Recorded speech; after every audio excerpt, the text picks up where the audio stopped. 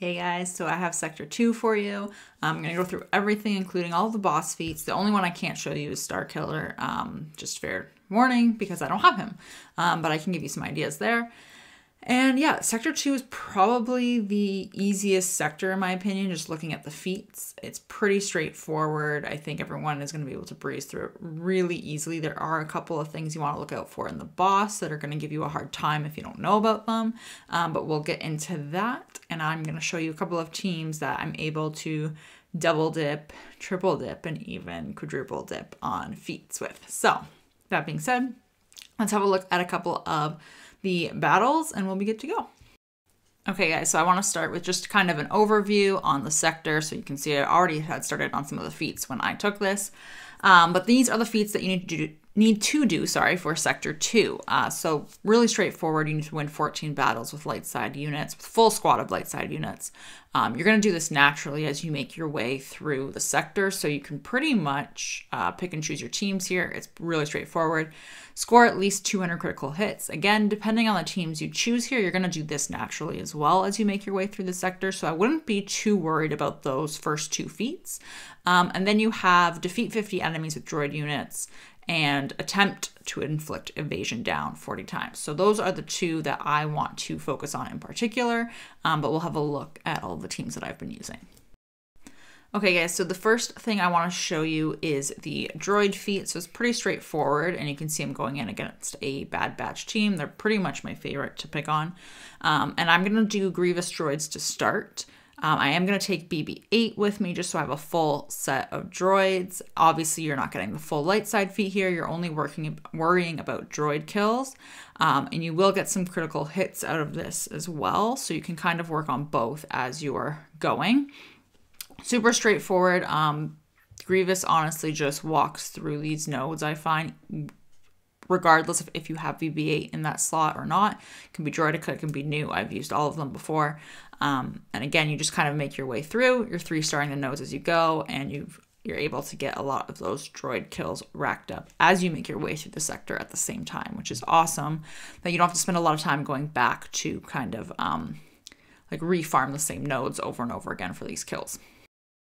So guys, the next one that I want to show you is a team that's going to work on all 4 of these feats at the same time. So I was given a heads up on it by the Uranium Kid in my comments, which I super appreciate. And I love it because like I said, you're working on all 4 at the same time. It's great. So you're going to take JTR and the droids. So BB-8, R2, C3PO. And then you're also going to take Chew. So you've obviously got a full light side team. You're getting critical hits. You're getting your kills with your droids, and Chew's basic has evasion down on it. So you're able to kind of rack up everything as you go.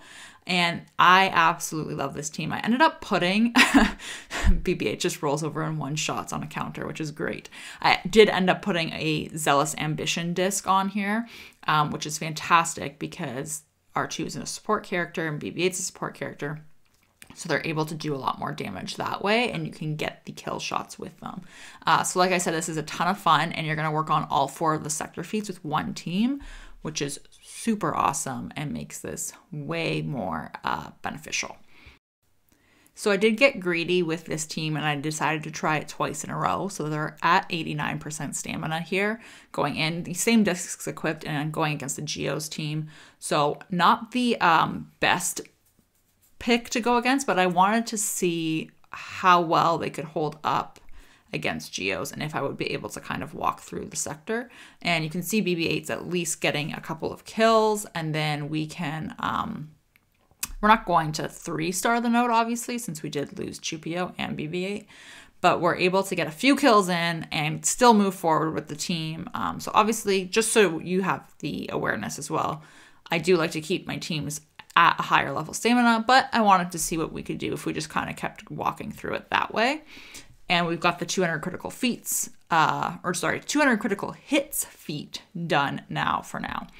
And I do want to show you this real quick. I did take Voluntary Vanguard. I think it's an important disc to have as you're moving through Conquest, especially with these Inquisitor feats. I think it's going to be really handy to kind of take the heat off of the Inquisitors if you have weaker Inquisitors and use them use that Volunteer Vanguard disc as a shield for them. And then, of course, gas is going to be really great for walking through the sector because you can just kind of go through with another light side team. Obviously, that's the only feat we're working on here since I did finish the critical hits one, but it would be a good candidate for that as well. Super straightforward. You don't need to see a whole gas battle here. It's pretty obvious. Okay, and just another example here for your light side and your evasion down. And I really wanted to show you this here. I always try to stay on the hard path for those discs. There wasn't anything in the top disc selection that I wanted, so I chose to veer off to go after another Bad Batch node because it's nice and easy. And this team, CLS, is another one that's going to walk through the sector for you, and you're going to be able to get the evasion down and droid kills with it as long as you bring Chupio, since he is tagged as a droid, which is great for this exact reason. And again, Bad Batch is just super easy, I find, to work on these feats and also walk your way through the sector if you do see them, because they're just so easy. I find them to be very easy to manage, especially with the data discs. All right, so, and like I was mentioning earlier, Grievous is going to walk through these sectors, so I'm going back to him, and it's just another variant for you. If you don't have a strong BB-8 and you want to 3-star the node anyway while you go through, you can take Nute. It does give you a little bit of control, I find, especially since you can throw Extortion on here. And you're going to be able to rack up the droid kills pretty easily and quickly with this team. This is kind of the team that I like to use because I do like to keep my BB-8 for my resistance personally and make sure his stamina isn't depleted for that. And Grievous just, you know, Grievous is Grievous. So if you do have him built up and modded well, you're going to be able to get these droid kills pretty quickly. Okay, guys, so this is the mini boss here. So like I said, I cannot show you the Starkiller battle because I don't have Starkiller. And just a quick tip, I'm also selecting every scavenger that has a frenzy tech on it because I want to use them. So the only feat that I can do here is Hokey Religions, which is to win without any Jedi, Sith, or unaligned Force users. And the reason why it's on this node, guys, is because Starkiller is an unaligned Force user. So you have to do it twice no matter what. So again, this is my go-to team to win without any of them. So Bam lead, Han and Chewie, and then I just took Boba and Jango. It really can be anybody that you want to drag along as long as it's not an unaligned Force user, a Jedi, or a Sith. Really straightforward. You're going to be able to go in and as they're basically what happens is because you have Voluntary Vanguard equipped and Amplify Agony, every time the enemy takes damage, you gain as Scoundrels turn meter because of Bam's leadership. So that's why you want his Zeta. And you can see like it was over in 30 seconds, not even. Super quick, 3-starred. I would probably do this exact same team with Starkiller because you have to do it twice anyway. And it's such a walk in the park. I don't see why it wouldn't work. All right, so that is the mini boss. So let's have a look at the final boss in Sector 2. You have to win with 5 victors, which is a modifier on this boss node. And you also need to win with an undersized squad. So I'm going to take off all of my discs here because you cannot get, this is one of the bugs here. You cannot win with 5 victors if you have Amplify Agony, Volatile Accelerator, Caustic Emissions, or Thermal Detonators as your data discs. There's some kind of weird coding that happens and you don't get credit for the kills as a victor, so then you don't get to win as 5 victors. But we're going to do undersized first, and you're going to say I'm crazy here, but we're going to do C-3PO lead, Dooku, and Sion and Nihilus, and you're going to go in undersized. C-3PO lead here is going to get you the no leader tag global feat. Darth Nihilus and Sion are going to get you that feat for the global as well. And the reason why you want to use C-3PO here is because he immediately exits the battle. So you want it's because he's a non-attacker. You instantly win. You don't even need to do anything and you get the feat right away. It has to be C-3PO, Hermit Yoda, Watt, or you can use Mon Mothma. However, because she is a leader, you won't get credit for that no leadership tag feat. I fully intend to just spam that battle over and over, as you can see here, because I want to just farm those Darth Nihilists and Sion feats, and this is going to be the easiest way to do it. So now what I want to do is win with 5 victors. So the way that this works is it's a series of one-on-one duels. What happens is your leader goes in and they are going to get a duelist tag, and an enemy is going to have a duelist tag, and you can only target each other. And you have to win, you have to defeat them in order to get the victor tag. And then another person gets the duelist tag, and you just rinse and repeat, which is why you need to not have dots or anything like that killing them, because you need to be the one who kills them. It's a little bit of a glitch. So you can see I just threw on some protection recovery, zealous ambition, that kind of stuff that isn't actually going to cause harm. So I'm going to take Jedi Knight Luke lead.